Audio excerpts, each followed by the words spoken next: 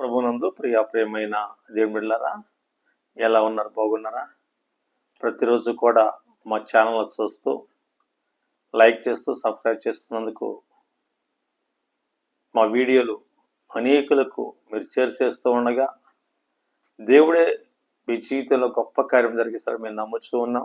అయితే ఇప్పుడు జ్ఞాపకం చేసుకోండి, ఈ రోజున ఒక ప్రాముఖ్యమైన విషయంలో మనము కొద్ది నిమిషంలో మాట్లాడుకుందాం. ఏమిటి ఆ ప్రాముఖ్యమైన విషయం అంటే, మనము కొంతమంది ఏం చేస్తారంటే ఈ సిలువను గూర్చి వెగతాలు చేస్తుంటారు. కానీ సిలువ ఎంత ప్రాముఖ్యమైనదో క్రైస్తవుడికి ఈ రోజున మనము తెలుసుకోవాలి.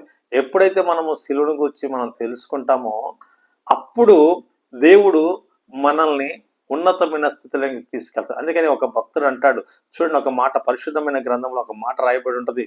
1 కొరింథీయులకు రాసిన పత్రిక 1వ అధ్యాయం 23వ వచనము. అయితే మేము సిలువ వేయబడిన క్రీస్తును ప్రకటించుచున్నాము. అపోస్తలుడైన పౌలు మాట్లాడిన మాట అంటే, మేము సిలువ వేయబడిన క్రీస్తుని ప్రకటిస్తున్నాము అనేసి ఈ మాట పౌలు గారు చెబుతూ ఉంటాడు. అయితే ఇప్పుడు జ్ఞాపకం చేసుకోండి, సిలువ వేయబడిన క్రీస్తు ఎవరే అంటే యేసుక్రీస్తు. యేసుక్రీస్తు ఎందుకు ఆ సిలువ వేయబడ్డాడు అంటే, అది ఒక మరణ శాసనము. సిలువ అనేది మరణ శాసనములకు గుర్తు.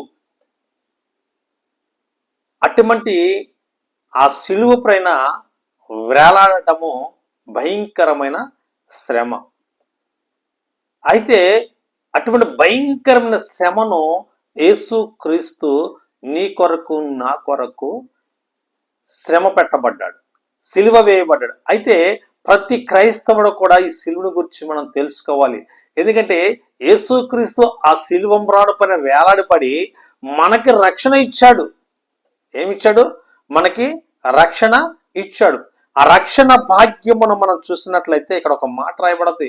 అదే వచ్చాం 18వ వచనం, ఒక వచనం చూడండి. అక్కడ 1 కొరింథీయులకు రాసిన పత్రిక 18వ వచనము. ఇక్కడ చూడండి, సిలువను గూర్చిన వార్త నశించుచున్న వారికి వెర్రితనము గాని రక్షింపబడుచున్న మనకి దేవుని శక్తి. చాలా జాగ్రత్తగా వినాలి. ఈ సిలువ గూర్చిన వార్త రక్షింపబడుతున్న మనకి దేవుని శక్తి అయి ఉన్నది. నశించిపోతున్న వారికి అది వెర్రితనముగా ఉన్నది. చూడండి, జ్ఞాపకం చేసుకుని ఈ రోజున సిలువను చూసి వెర్రిగా మాట్లాడే వాళ్ళు చాలా మంది ఉన్నారు. మనము ఈ రోజున సిలువ యొక్క ప్రాముఖ్యతను మనం తెలుసుకోవాలి. ఆ సిలువ ఎందుకు ఉంది, ఆ సిలువ పైన ఎందుకు ఆయన వేలాడాడు, ఆ సిలువ యొక్క ఆ గుర్తు ఏంటి, అది ఒక ఏంటి, దాని గురించి మనం తెలుసుకున్నట్లయితే సిలువ మరణం అనేది ఎంతో భయంకరమైన శిక్ష. ఆ శిక్షను యేసుక్రీస్తు నీతిమంతుడు ఆ సిలువకు వేలాడబడ్డాడు కనుక అది ఆ సిలువలో ఉన్న ప్రాముఖ్యమైనది. ఇక్కడ ఏమన్నాడు చూడండి, సిలువను గూర్చిన వార్త రక్షింపబడిన మనకి దేవుని శక్తి ఉన్నది, నశించిపోతున్న వారికి అది వెర్రితనముగా ఉన్నది. రోజున కొంతమంది ఆ సిలువను చూసి వెర్రి బొబ్బలు పెడుతూ ఉంటారు, వెర్రితనంగా మాట్లాడుతూ ఉంటారు. ఇప్పుడు జ్ఞాపకం చేసుకోండి, కారణం ఏంటంటే వారికి సిలువను గురించి తెలియదు. తెలిసి ఉన్న నీకు నాకు గొప్ప శక్తి అయినది, గొప్ప ఆధారమైనది. అందుకని ఇప్పుడు జ్ఞాపకం చేసుకోండి, మనము సిలువను గూర్చి వినాలి. ఆ సిలువ మ్రానును మనము అనేకులకు తెలియపరచాలి. మనం అక్కడక్కడ పెట్టుకోండి, ప్రతి విషయంలో నువ్వు ఏ ప్రాంతానికి వెళ్ళినా క్రీస్తు యొక్క సిలువను మోసుకొని నువ్వు వెళ్ళాలి. క్రీస్తు యొక్క సిలువను గురించి అనేకులకు తెలియపరచాలి. పౌలు అంటాడు కదా, మేము సిలువ వేయబడిన క్రీస్తుని ప్రకటిస్తున్నామని. అలాగనే ఆ సిలువ వేయబడిన క్రీస్తును అనేకులకు మనం గనక తెలియపరిచినట్లయితే దేవుడు తన కృపను బట్టేసి మనల్ని ఇంకా ఉన్నతమైన స్థితిలో దేవుడు మనల్ని ఆశ్రయిస్తాడు. అయితే మనకు జ్ఞాపకం చేసుకోండి, ఒక మాట చూడండి, పరిశుద్ధమైన గ్రంథంలో గల్తీయులకు రాసిన పత్రిక 6వ అధ్యాయం 14వ వచనం, ఒక వచనం చూద్దాం. అక్కడ ఒక మాట రాయబడి ఉంటుంది. అయితే మన ప్రభు అయిన యేసుక్రీస్తు శిలువయందు తప్ప మరి దేని యందును అతిశయించుట నాకు దూరమవునుగాక. దేవునికి స్తోత్రం. ప్రభు జ్ఞాపకం చేసుకొని ఆయన శిలువ మరణాన్నే కోరుకున్నాడు. ఆయన శిలువనే కోరుకున్న కారణం ఏంటంటే అది ఈ ప్రపంచంలో మరణ శిక్ష ఏదన్నా భయంకరమైన శిక్ష ఉందంటే శిలువ మరణమే. అది క్రీస్తు కోరుకున్నాడు, నాకు ఎటువంటి శ్రమ కావాలి అనేసి. అయితే మనకు జ్ఞాపకం చేసుకోండి, సిలువ అనేది మనకేంటంటే ఆ సిలువ క్రీస్తుని ఒకవేళ శ్రమ పెట్టినా ఆ సిలువ ఈ రోజున యావత్ ప్రపంచంలో ప్రతి క్రైస్తవును కూడా రక్షిస్తూ ఉంది. ఆ సిలువ రక్షింపబడిన వారికి అతిశ్రేయముగా ఉంటుంది. ఈ సిలువను మనకేం చేస్తుందంటే ఒక ఘనత తెస్తుంది, ఒక మెప్పు తెస్తుంది, ఈ లోకంలో అనేక విధాలుగా మనల్ని ముందుకి నడిపిస్తూ ఉంది. అందుకని మనకు జ్ఞాపకం చేసుకోండి, ఈ సిలువ చాలా ప్రాముఖ్యమైనది. సార్ చూడండి, ఎఫెసీ రాసిన పత్రిక 2వ అధ్యాయము 16వ వచనం చూడండి. ఒకసారి చూడండి, మనకు జ్ఞాపకం చేస్తే ఎఫెసీ రాసిన పత్రిక 2వ అధ్యాయము 16వ వచనం ఒక వచనం చూద్దాం. తన సిలువ వలన ఆ ద్వేషమును సంహరించి దాని ద్వారా వీరిద్దరిని ఏక శరీరముగా చేసి దేవునితో సమాధానపరచబడమని ఇలాగు చేసిన గనక ఆయనయే మనకి సమాధానకారకుడు. ఇక్కడ చూడ ప్రభు, దేశం అంటే ఈ మనిషిలో ఉన్న ఆ ఉగ్రత ఎలా ఉంటదంటే అది భయంకరంగా మనకి కనబడుతూ ఉంటది. అందుకని మనకు జ్ఞాపకం చేసుకుని ఈ సిలువ పాపికి సమాధానము ఇస్తుంది. చాలా మంది మనల్ని దేశిస్తూ ఉంటారు, అవమానపరుస్తూ ఉంటారు, నిందిస్తూ ఉంటారు. అలాగనే క్రీస్తును కూడా అనేకులు ఈ రకంగా చేస్తున్నారు. అయితే దేవుడు మాత్రానికి ఎప్పుడు కూడా ఆ సిలువను దేశించలే. కారణం ఏంటంటే అది మనకి ఆశీర్వాదకరంగా దేవుడు మనల్ని ఉంచి అన్నాడు. అందుకని ఈ రోజు నాకు కొంతమంది సిలువను చూసి దేశిస్తే వారిగా మనకి కనబడుతుంటారు. అయితే మనం మాత్రానికి అట్టి పనులు చేయకుండా ఆ సిలువను చూసి ఇది యేసుక్రీస్తు సిలువలో ఎలాడబడ్డాడు కనుక ఇది మన అందరికీ ఆశ్రయముగా ఉంటుందనేసి అక్కడ ఆ సిలువలో మన పాపమునకు సమాధానము కలుగుతుందనేసి ఆ సిలువను మనము ఎంతగానో ఆరాధిస్తూ ఉంటాం. మరో జ్ఞాపకం చేసుకోండి, ఈ రోజున సిలువను చూసి అనేకులకు వెర్రితనం పుడుతుందంట. ఎందుకంటే రక్షింపబడిన వారికి ఆశీర్వాదము, రక్షణ లేని వారికి వెర్రితనంగా ఆ సిలువ కనబడుతుంది. మరి ఈ సిలువ, ఇటువంటి సిలువను మనం ఈ రోజున యేసుక్రీస్తు ఆ గొల్గొతా కొండపైన ఆ సిలువ పైన వేలాడబడ్డాడంటే ఒకసారి మనం ఆలోచన చేయాలి. సిలువ మరణము ఎంత భయంకరంగా ఉంటుందో.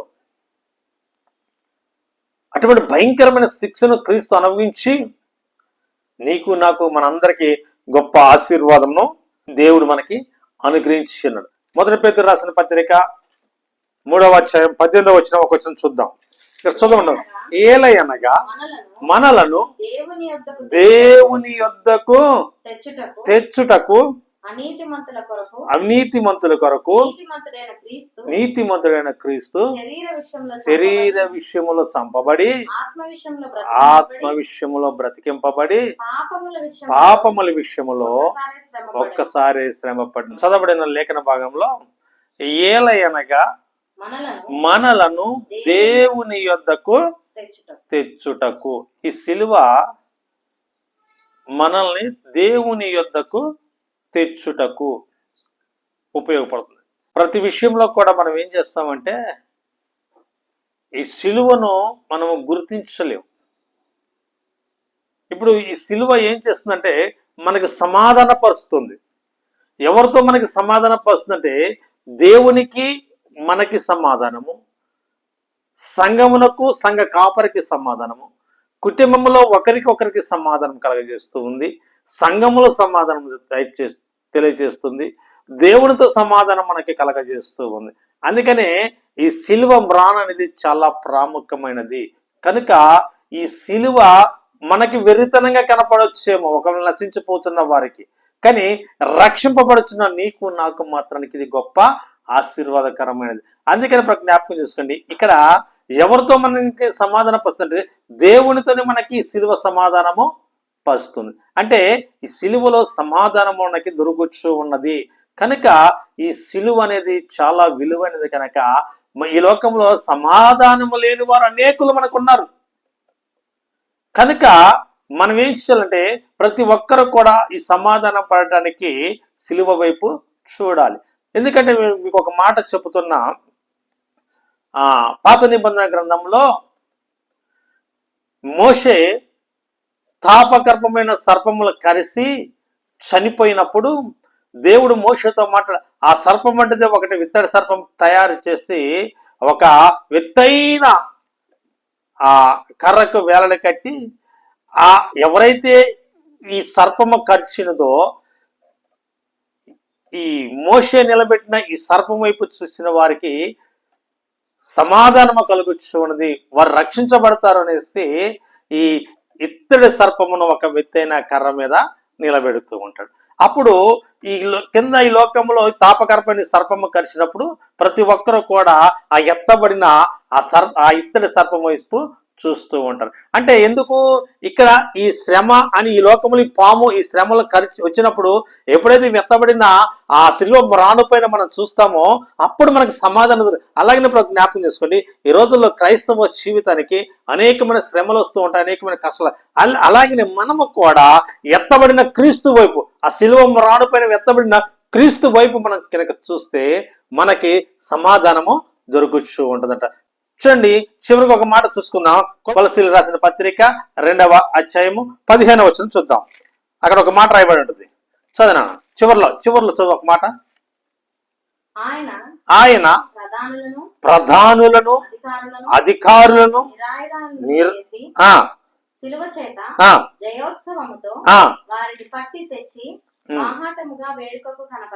చాలు. ఇక్కడ చూడండి, ఈ సిలువ జయోత్సవం అంటే విజయములకు సాదృశ్యం. ఎవరికి విజయము? సిలువ వైపు చూసిన వారికి విజయం. ఇక్కడ ఇందాక మనం మాట్లాడుకున్నట్లుగా ఆ తాపగర్భమైన సర్పము కరిచినప్పుడు ఆ ఇత్తడి సర్పం ఎత్తబడిన ఆ ఎత్తడి సర్పం వైపు చూసినప్పుడు వాళ్ళకి సమాధానం. అలాగే ఇక్కడ ఇప్పుడు కూడా మనం ఏం చేస్తున్నామంటే క్రీస్తు వైపు చూసిన వారికి శ్రమ. ఈ సిలువ క్రీస్తుని సూచిస్తుంది, ఈ సిలువ క్రీస్తు యొక్క సమాధానం మనకు సూచిస్తుంది. కనుక మనము ఈ సిలువ వైపు చూసిన వారికి గొప్ప ఆశీర్వాదము కలుగుతుంది. కనుక జ్ఞాపకం చేసుకోండి, ఈ మనము కూడా ఈ దినాల్లో సిలువ ఎంతో శ్రేష్టమైనది. కనుక సిలువను యేసుక్రీస్తు సిలువ మరణాన్ని ఎందుకు కోరుకున్నాడు అంటే నీకు నాకు సమాధాన పరచడానికి, నిన్ను నన్ను విజయములోనికి నడిపించడానికి ఆయన నీ కొరకు నా కొరకు ఎన్నో కష్టాలు, ఎన్నో బాధలు, ఎన్నో శ్రమలు అనుభవించాడు ఈ సిలువలో.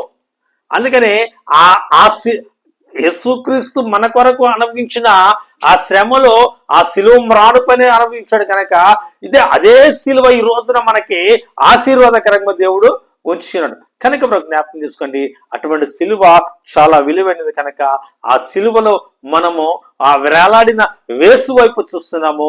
ఆ వేసే మనకి నీకును నాకును రక్షకుడై ఉన్నాడు. కనుక ఆ రక్షణ వైపు చూసినప్పుడు మనకి ఈ లోకంలో సమాధానము దొరుకుతుంది, అలాగనే విజయము కలుగుతున్నది. అలాగే ప్రతి విషయంలో మనము దేవుని చేత దీవించబడతాం, ఆశీర్వదించబడతాం.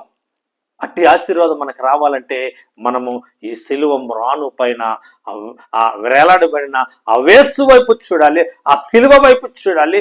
అప్పుడు మనకు కలిగిన శ్రమయు కష్టము విరుకులు ఇబ్బందులన్నీ కూడా తొలగిపోయి నిన్ను నన్ను దేవుడు గొప్ప ఆశీర్వాదకరంగా ఉంచును గాక. దేవుడి మాటలు దీవించును గాక. జ్ఞాపకం చేసుకోండి, ప్రతి విషయంలో ప్రార్థన చేసుకుందాం. దేవుని యందు భయభక్తులు కలిగి దైవ చిత్తానుసారంగా మనం ఉన్నట్లయితే దేవుడే ఆ సిలువ మ్రాను పైన ఆ వెత్తబడిన ఆ యేసు వైపు మనం చూసి రక్షణలోకి వెళ్దాం, మారు మనసు పొందాం, గొప్ప ఆశీర్వాదం పొందాం. అందరు కలిసి ప్రార్థన చేసుకుందాం.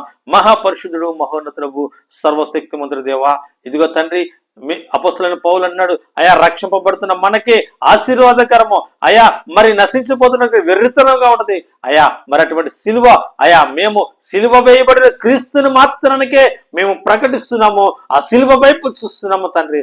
ఆ సిలువ మాకి రక్షణ, గొప్ప ఆశీర్వాదం ఇస్తుంది. అయా ఈ దినాన ప్రభా సిలువను హేళనపరుస్తూ సిలువను కించవచ్చు అనేకులు ఉన్నారు. వారికి ఈ సిలువ వెర్రితనముగా కనిపించవచ్చేమో, కానీ వారి ఎర్రితనమే వారిని శిక్షిస్తుంది. కనుక తండ్రి మేమైతే ఆ సిలువ వైపు చూస్తున్నాము.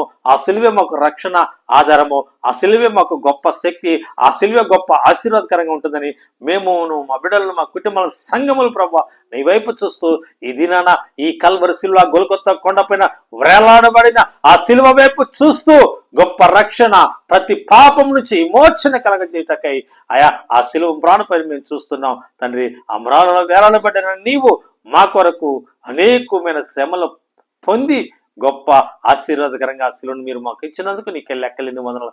సమస్త మార్గంలో సరళం చేయబడి నీవే కనుక కేవలం నీ నామానికి మహిమకరంగా మా బిడ్డలను, మా సంఘములను, మా కుటుంబాలను ప్రభా ఎంతమంది అయితే ఈ మాటలు వింటారో వారందరికీ గొప్ప ఆశీర్వాదము అనుగ్రహించి మీరే మహిమపరచుకోమని, మహిమ ఘనత ప్రల్పమని యేసు పరిశుద్ధ నామములో ఇచ్చున్నాం తండ్రి. Amen, amen, amen.